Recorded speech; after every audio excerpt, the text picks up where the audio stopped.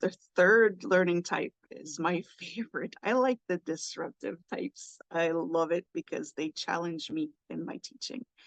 Keep that in mind as a parent as well, but as a teacher, when a child is challenging you, it makes you a better teacher.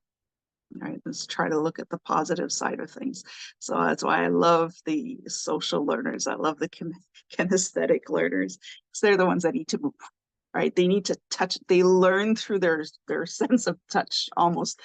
They need to move. They need to feel. They need to manipulate. They need to take things apart. They need to put them together, so they could come across as very destructive in a classroom or in a quiet home setting.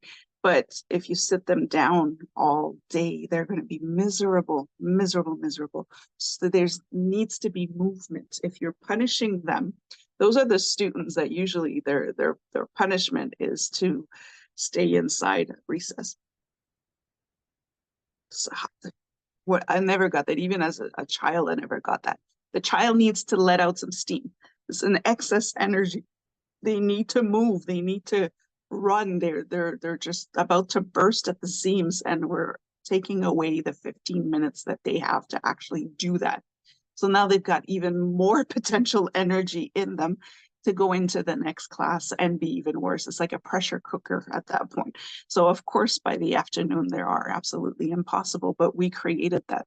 It's not the child's fault. This is what I mean by there's no such thing as a bad student. Just a bad way of teaching.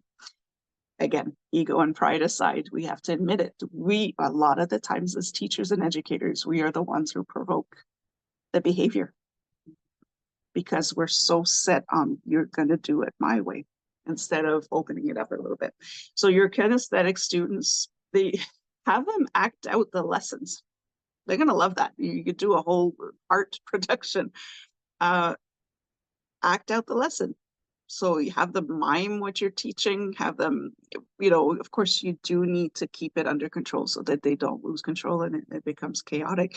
But it can be fun for the other students as well, even the ones that are a little shy that would never go out there, they can help you. And so, okay, we're having a hard time understanding this. What would that look like for you if you, acted out, if you were a car, if you were whatever? The kids have a great imagination, so they'll find it for you. Include hands-on activities. So if you're doing things like mathematics, if you have concepts on the units of measurements, let's say, so we all have those little blocks for 1 centimeter, the decimeters, we have the meters, that's great, but incorporate other things that they can touch.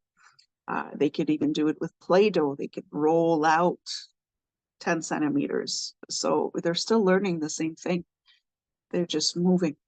All right, so have them have something that they can move around. Plan for moving breaks. So it's torture. Even adults can't even do that. If you sit in a conference meeting, or even as teachers, you're on your PD days, or that first meeting that you have before school starts, it is absolute torture to be sitting there. We can't do it. When COVID had started and conference calls were the thing, they used to tell us then that adults after 8 minutes,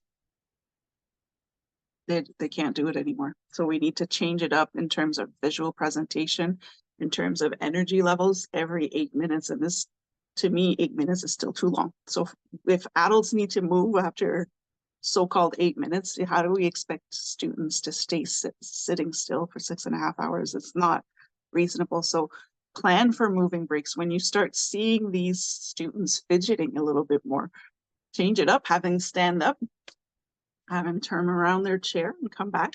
All of them, all of the students need it. If your fidgety students are fidgeting, your quiet students need to move as well. They're just a bit more subdued, but they need to move as well. So have them move them around. There's a lot of programs now in schools where they'll have those little moving breaks with videos on the smart boards where they just follow along. They move a little bit and then they sit back down. 2 minutes is enough. 30 seconds is enough. We could do that. Have tennis balls as well. The students that need to constantly be touching something, or if you have tennis balls that they can roll under their feet, And don't worry, the tennis balls are not going to be flying all over the place if you set the rules and make things clear right away.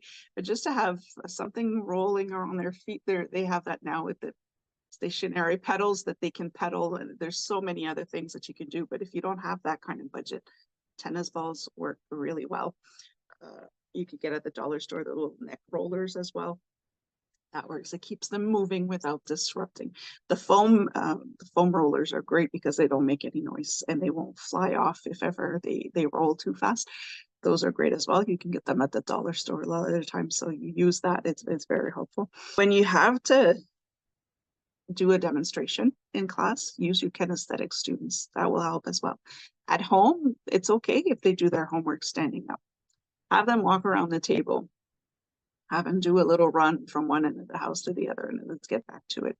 Give them breaks depending on what the child needs, as if it's every 2 minutes, every 10 minutes.